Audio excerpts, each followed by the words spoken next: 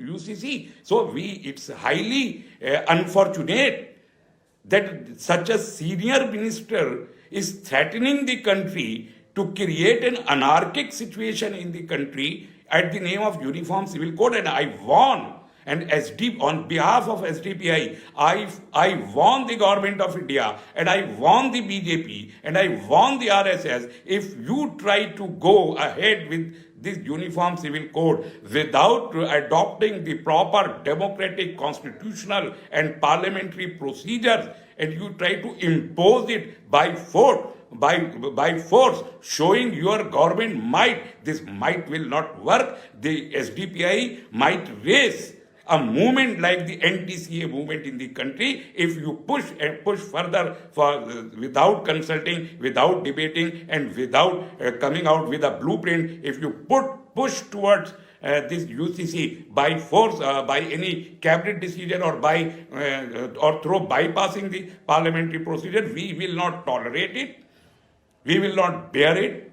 And the SDPI will come out with a movement like the farmers' movement which is going on now, like the NTCA movement which the country has seen the last 1.5 years. So at the BJP has to come out with the blueprint. They were in power since 1988 to 2004. They were in power for 6 years.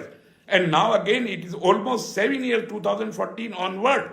They could not come out with a blueprint. They did not initiate any debate. And now they say that they will impose the Uniform Civil Code like that of the Babri Masjid and Ram Mandir construction movement.